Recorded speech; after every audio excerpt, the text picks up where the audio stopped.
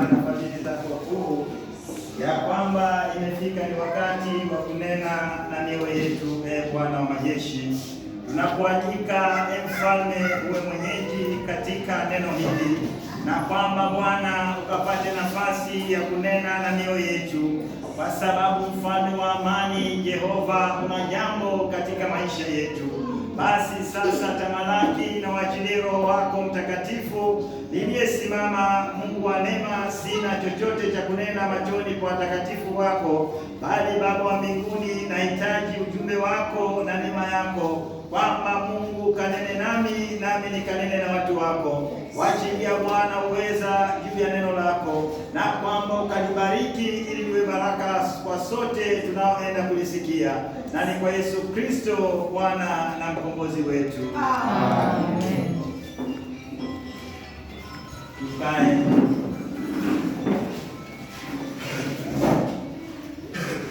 Bwana Yesu asifiwe. Amen. Basi kwa ajili ya wageni, mimi majina yangu naitwa Paul Fondo, naye Yesu Kristo ni mwokozi wa maisha yangu toka mwaka 2009. Na Yesu alikutana na Yesu nikiwa nimechafuka sana, sikufaa katika macho ya Bwana, bali nilikuwa nimechanganya sana katika ulimwengu huu. Lakini kwa neema yake kuu Bwana aliniona, akanipenda na akanikubali jinsi nilivyokuwa, na akanifanya niwe mmoja wale nitaitwa watoto wake. Basi nikiwa katikati yenu bado ni mwenye dhambi yule yule, kinachonisaidia mimi ni kurudi msalabani kwa Yesu wakati dhambi zinapokuja katika maisha yangu. Ni mzima ndani ya Yesu, na Bwana ameendelea kunionyesha mambo makuu, kwa sababu aliniondolea hofu ndani ya moyo wangu. Nilikuwa nina hofu nyingi mimi ya kuogopa wachawi, kwa sababu niliogopa wataniroga nikufe. Lakini baada ya Yesu kuniokoa, Bwana alitoa hofu hiyo ya kuhangaika kutafuta usaidizi kwa waganga. Nimetembea sana katika kwa madhabahu mengi ya waganga nikitafuta usaidizi wao, lakini hayo yote hayakunipatia amani, bali niliendelea kuwa na pango la kutafuta waganga kila wakati, na hirizi nikatembea nazo nyingi, lakini hazikunifaa. Lakini wakati nilipopata huyu Yesu, basi nilipata pumziko la moyo wangu.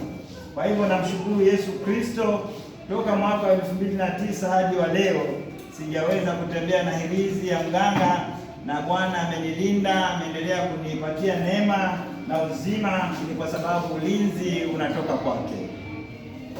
Basi siku ya leo ninasimama mbele yenu kuwaletea ujumbe wa Mungu wetu, na ujumbe ya leo ni ufalme wa milele. Bwana Yesu asifiwe. Kunao ufalme unaodumu milele na milele, na kunao ufalme unaodumu kwa muda ambao baada ya muda fulani hutoweka, usionekane tena. Lakini nataka kuzungumzia juu ya ufalme huu wa Mungu, ambao ni ufalme ambao utadumu milele na milele. Hata baada ya dunia kuisha, ufalme huu utabaki wa kudumu, kwa sababu hautawahi kubadilika kamwe, kwa sababu chapa ya ufalme huo ni wa milele na milele. Na wale ambao watapata nafasi ya kuingia katika ufalme huo ni wale ambao wamekubali kukombolewa na yeye na kuwekwa katika njia zake, ili wawe wamoja wa wale watakaoweza kusherehekea ufalme huu. Tumesomewa katika neno hili la Ufunuo wa Yohana mlango wa 11 mstari wa 15, ambapo tumeasomewa ya kwamba malaika yule wa 7 alipiga barugumu, na barugumu ile ilikuwa inaashiria kwamba sasa dunia imekuwa imebadilishwa, imekuwa ufalme wa Kristo, yaani ufalme wa Mungu na Kristo mwenyewe, kwa sababu ufalme ule wa duniani umekwisha kuharibiwa. Bwana Yesu asifiwe. Amen. Ni kwa sababu ufalme wa dunia hii si wa kudumu, ambao umewekewa kiwango cha muda, na kwa sababu mikononi mwa mfalme wa dunia anayejulikana kwamba ni Ibilisi, Shetani, na huyu Shetani ndiye ambaye ameuteka ulimwengu. Lakini hapa tunaona waziwazi ya kwamba mwisho wake Shetani pia utafika, na ni wakati huo ambapo yote aliyoyajenga yatabomolewa, walioungana na yeye watabomolewa. Hakuna kitakachosaza wakati huo ambapo baragumu hiyo italia, na mwana wa Adamu akiteka dunia na utawala wake ukishika kila pembe za dunia na kusambaratisha kila kilicho cha Shetani alichokiweza kukipanda katika dunia hii. Bwana Yesu asifiwe. Amen. Na kwa sababu ufalme huu tunaoongelea ni ufalme ambao mwanadamu yoyote anayetaka kuwa mmoja wa Mungu ama kuwa katika ufalme huo ni mpaka awe ameweza kubadilishwa, yaani yeye amezaliwa mara ya pili. Mara ya pili ni kwamba amezaliwa kiroho. Bwana Yesu asifiwe. Huyo ndiye anaye qualify kuwa mmoja wa ufalme ule. Ndio pale Nikodemo, tukisoma katika kitabu cha Yohana ule mlango wa 3 ukianzia mstari wa 4, Biblia inasema hivi: wakati Nikodemo alipomuuliza Yesu Kristo ya kwamba itawezekanaje mtu mzima au mkubwa ama mzee azaliwe tena mara ya pili? Je, ni arudi tumboni mwa mamaye tena azaliwe? Lakini Yesu akamjibu mstari ule wa 5 akamwambia, amini amini nawaambia, mtu asipozaliwa kwa maji na Roho, huyo hawezi kurithi ufalme wa Mungu. Bwana Yesu asifiwe. Na Yesu anaendelea pale mstari wa 6 anasema hivi: kilichozaliwa na mwili ni mwili, na kilichozaliwa na Roho ni roho. Bwana Yesu asifiwe. Na wale ambao wana qualify kuingia katika ufalme wa yule Bwana wetu Yesu Kristo ni wale ambao wamekubali kuzaliwa kiroho, watolewe katika mwili ili kwamba waweze kuunganishwa kwa pamoja na Kristo. Bwana Yesu asifiwe. Amen. Na wewe ukiwa jinsi ulivyo ulizaliwa kimwili, yaani wewe ukiwa kimwili jinsi ulivyo una baba yako wa kimwili. Bwana Yesu asifiwe. Amen. Na kwa sababu wewe umezaliwa kimwili ukaitanishwa na baba yako wa kimwili, na sasa hivi wewe utakapozaliwa kiroho, basi unapata baba mpya ambaye ni Bwana wetu Yesu Kristo, kwa sababu waliounganishwa nao anasemekana ya kwamba wamefanya kuwa ndugu pamoja na Kristo. Hivyo basi hao pia wataitwa wana wa Mungu. Bwana Yesu asifiwe. Amen. Bwana Yesu asifiwe. Amen. Hivyo nielewe kwamba ukija kwake Mungu, ukija kimwili jinsi ulivyo, basi ujue kwamba si vile Mungu hakupendi ukiwa kimwili jinsi ulivyo, kwa sababu matendo ya mwili ni dhahiri kwamba hayampendezi yeye aliye hai. Bwana Yesu asifiwe. Wewe ukiwa kiroho, hivyo ndivyo inavyompendeza Mungu, na yule aliyefunuliwa mambo ya rohoni ni mtu aliyeafia mambo ya ulimwengu. Bwana Yesu asifiwe. Ukiwa wewe umepewa uzima wa kiroho, ni kwamba mambo ya mwili umeyawacha, sasa unaongozwa na Roho, hivyo kwamba wewe utaishi maisha ya kumpendeza Mwenyezi Mungu. Bwana Yesu asifiwe. Hapo ufalme wa Shetani ukamalizwa, na kwa sababu hakuna kitakachodumu kilichowekwa katika msingi wa Shetani, ni kwa sababu alipewa muda wa kurudi hii dunia. Ana muda wake. Bwana Yesu asifiwe. Na tukisoma katika kile kitabu cha Zekaria ule mlango wa 14 mstari wa 9, Biblia inasema hivi: naye Bwana atakuwa mfalme juu ya nchi yote, na siku hiyo Bwana atakuwa mmoja na jina lake moja. Bwana Yesu asifiwe. Hakutakuwa na tena na miungu ya dunia hii. Wajua Shetani vizazi vyake amezaa miungu ya dunia hii, na ndio hiyo wanadamu wanayoifuata. Tukiangalia sasa katika dunia, miungu ni mingi watu wanayoiabudu, ambayo si ile ya yule Mungu anayeabudiwa kwa kweli. Kila mtu amebadilika, anaabudu mambo yake. Bwana Yesu asifiwe. Haleluya. Wajua Mungu wa mbinguni anatupatia roho, lakini Shetani anatupatia maroho. Bwana Yesu asifiwe. Hivyo ufalme wa dunia huu umejaa maroho, hauna roho. Bwana Yesu asifiwe. Ndio pale ukiunganishwa na Shetani, wewe utatembea katika maroho ya yule mwovu Shetani na kuyatenda machafu ya ulimwengu huu. Tukisoma katika kitabu kile cha Wakorintho wa kwanza, Mtume Paulo anawaambia watu ya kwamba, je, hamjui ya kwamba wadhalimu hataweza kurithi ufalme wa Mungu? Bwana Yesu asifiwe. Anaendeleza ya kusema ya kwamba ile msemo anaendeleza ya kwamba msijidanganye, mwasherati hatawahi kuona ufalme wa Mungu, wala mwabudu sanamu, wala wazinzi, wala wafiraji na walawiti, hao wote hawataweza kuona ufalme wa Mungu. Bwana Yesu asifiwe. Amen.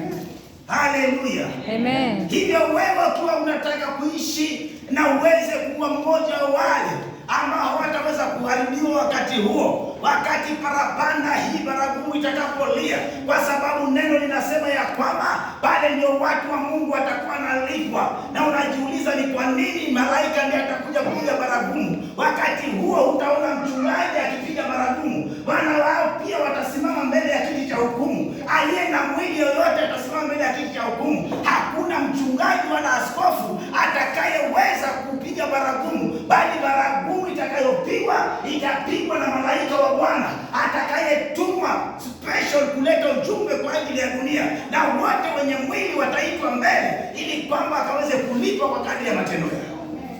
Bwana Yesu asifiwe. Hivyo unaweza kujiuliza, mbona nilikuwa na mchungaji wako hakupiga baragumu? Mchungaji wako unavyomuona yeye pia na mwili wa damu na nyama kama wewe, anaingoja hukumu ya siku hiyo. Yeye pia atawasilisha matendo yake ya yale aliyokuwa akiyafanya katika ulimwengu huu. Hakuna zaidi ya yale. Wewe utasimama na yako kama muumini, na yeye atasimama na yake vile vile kama muamini, kwa sababu katika mbingu hakuna mchungaji wala hakuna msikilizaji wa neno. Wote ni sawasawa machoni kwa Bwana. Bwana Yesu asifiwe. Amen. Siku ya leo nataka utambue kitu kimoja, ya kwamba wewe ndio umeshikilia mambo. Dunia ina mwisho kama jinsi unavyojiona wewe ulivyo una mwisho. Maisha ya mwanadamu yalivyokuwa yamehesabiwa, hivyo ndivyo ilivyo dunia. Wewe saa hii unaishi ukijua kwamba mwisho wa siku baada ya miaka fulani hautakuwa, lakini dunia itakuwa bado inaendelea, na yeye mwenyewe atakuwa bado anaendelea, lakini jina lako litakuwa limeondolewa katika dunia. Bwana Yesu asifiwe. Majina yote yatafutiliwa mbali.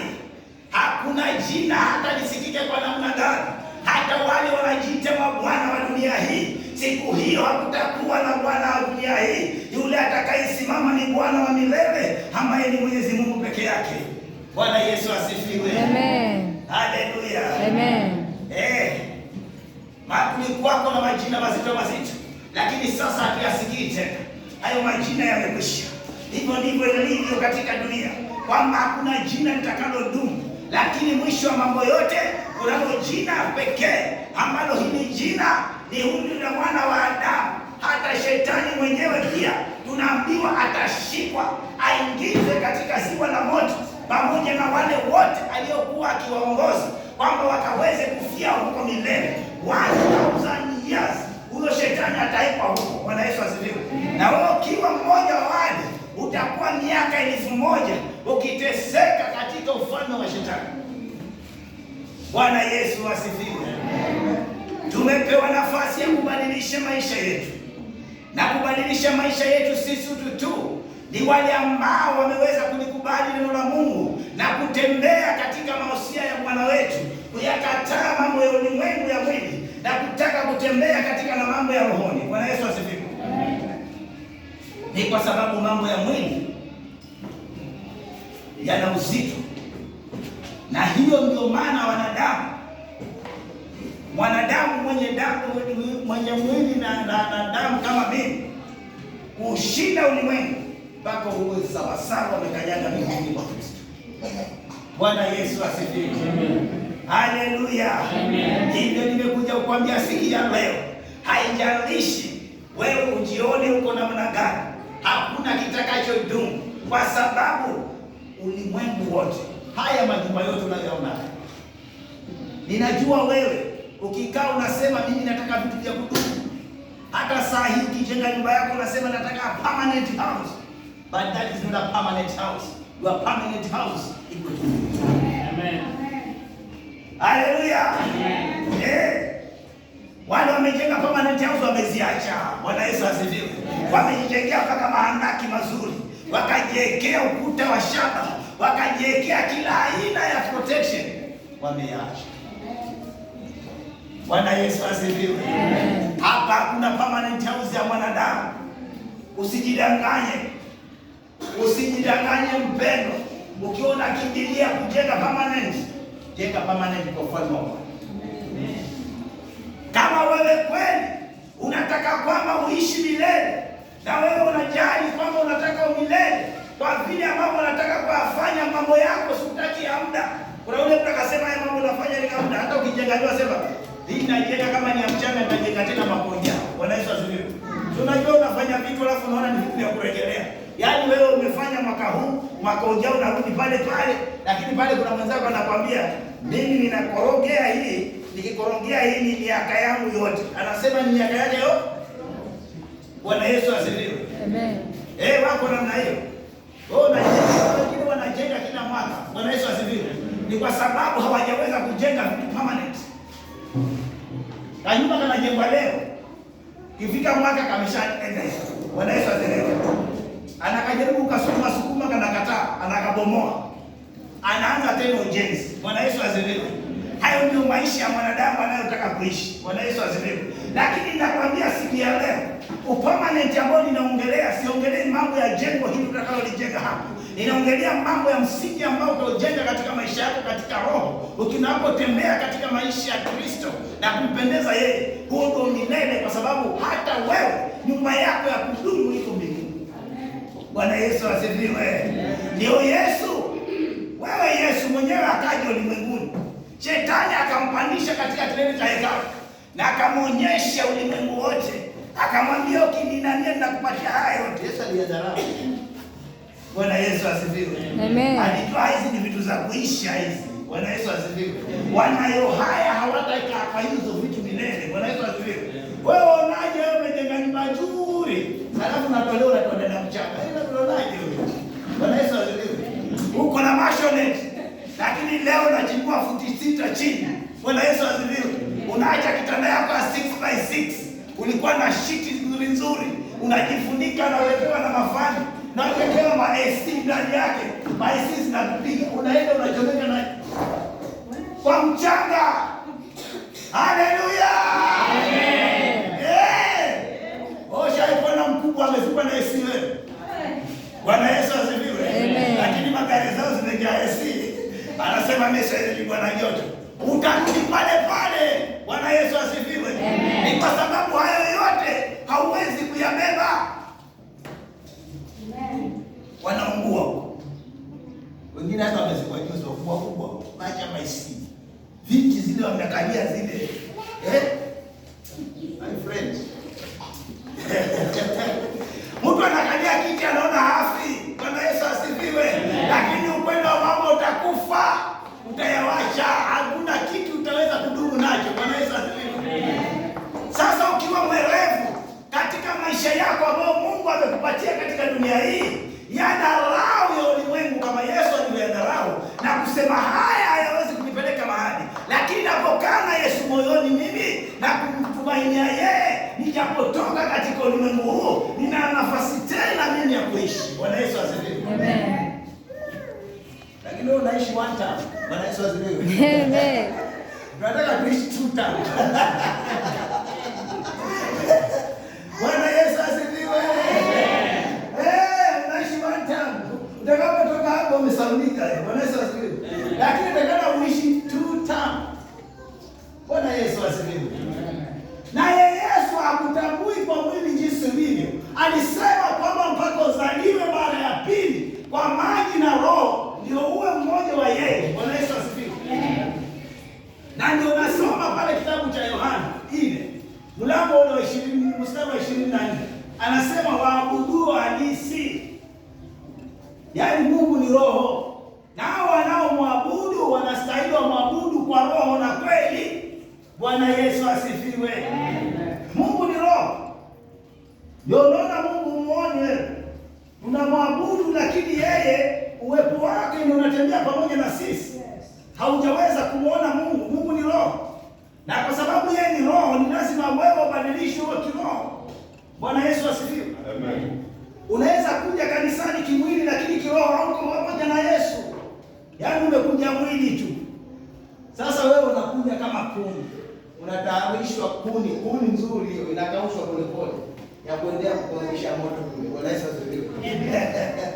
Tunajua hata wale watu kama atakuni wanaandika. Watu wanaona zile kuni lakini wanajua hizi zinakauka na kuchomea samaki. Bwana Yesu asifiwe. Sasa usiwe mmoja wa wale ambao leo hii unaishi. Halafu baadaye ufalme huu wa shetani na kubomolewa upatikane mahali pale. Bwana Yesu asifiwe. Amen. Kila mtu atajua.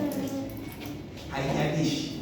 Lakini hapa neno nasema kwamba manabii na mitume na wote waliomwamini watapata sehemu ya malipo. Bwana Yesu asifiwe. Amen. Hivyo siku ya leo nataka uwe tambue maneno haya ya kwamba ujiangalie vizuri. Duniani hatuna muda mrefu kama tunavyofikiri. Bwana Yesu asifiwe. Hakuna anayejua kesho. Ndio pale Yesu akasema anakuja kama mwizi. Bwana Yesu asifiwe. Kwa sababu kesho yako hujui. Hivyo ujitayarishe kila wakati unapokaa ukijua kwamba wewe si wa dunia hii. Bwana Yesu asifiwe. Hata ukaipenda dunia utaiwacha. Kaketi. Ukaipendeza hii dunia. Ukataka kupiga shamba kila mahali. Bwana Yesu asifiwe. Amen. Haya vitu vizuri vyote unavyoviona hivi. Hizi unaenda unapata unapigiwa shangwe kidogo pale, unaruka hapa jina lako unatajwa. Haya yote utayawacha na jina lako litafutiliwa mbali katika ulimwengu. Bwana Yesu asifiwe. Lakini hapa tumeambiwa kunao ufalme utakaodumu milele. Na huu ufalme ni wa Yesu Kristo. Bwana Yesu asifiwe. Amen. Huwa pekee. Siku hiyo wajua sahihi hata madhehebu mengi, kila mtu ana jina yake. Kila mtu hapa, mimi na Mungu wangu. Kila mtu anasema sisi tuna Mungu wetu, lakini Mungu ni mmoja. Ndio anasema siku hii katika kitabu cha Zakaria hicho anasema siku hiyo Bwana atakuwa mfalme juu ya dunia yote. Na siku hiyo jina la Bwana litakuwa ni moja tu. Hakuna jina lingine. Bwana Yesu asifiwe. Hivyo haya majina mengine yasikia haya ni majina ambayo ni ya kuchanganya watu wa Mungu. Lakini wewe ukiwa katika senses zako mtu wa Mungu, jilinde kujichafua katika maisha yako. Si dini itakupeleka mbinguni, ni jinsi ulivyojilinda na kupendeza Mungu kwa matendo yako. Bwana Yesu asifiwe. Amen. Sifikiri utaenda kwa mbinguni kwa dini. Bwana haulizi dini. Hautaenda kuuliza wewe ni Mwanglikana. Hakuna jina Anglikana mbinguni. Anglikana ni hapa. Anglikana ni an organization. Hiyo ni kitu ilitengenezwa na ili kwamba ikaweze kuleta watu kama slogan nini emblem yao ya mwelekeo wao na wana katiba yao. Ndio unaona kwamba hata mambo ya katiba ya Anglikana ukisoma kwa Biblia hutaipata huko. Bwana Yesu asifiwe. Amen. Ni wewe mwenyewe ujitambue na ujue kwamba nimekuja kwa Mungu unatafuta nini. Bwana Yesu asifiwe. Amen. Wajua inashangaza. Inataka ukae siku moja useme, hii maana ya mimi kwenda kanisani naenda nikitafuta nini? Bwana Yesu asifiwe. Kwa sababu mpendwa, umeacha shughuli zako, umeacha mambo yako, umetenga muda kuja kanisani. Umekuja unatafuta nini? Jiulize kwa swali katika masikio yako, ninatafuta nini? Ninatafuta kuonekana? Ninatafuta nini ndani ya kanisa? Je, kile ninachotafuta ni uhai wa milele ama ninatafuta kuwa mmoja wa dhehebu fulani? Bwana Yesu asifiwe. Amen. Itakuwa hasara kwa Bwana Yesu asifiwe. Amen. Lakini nataka uyatambue kwamba mambo yote ya ulimwengu yote ni bure basi kwa Yesu. Amen. Hapo imetuashiria kwamba kama itafika ni wakati ambapo ile baragumu ikipigwa,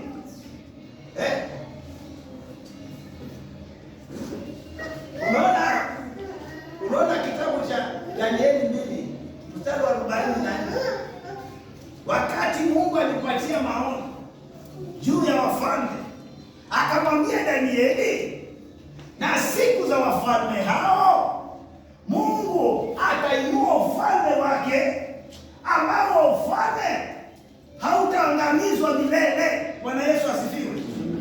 Na akaongezea pale akasema hivi Mungu, kwamba wala mtu mwingine hataweza kupatiwa enzi yake, lakini falme zote zitavunjwa vipande vipande na kuharibiwa, na utawala wake utatawala milele.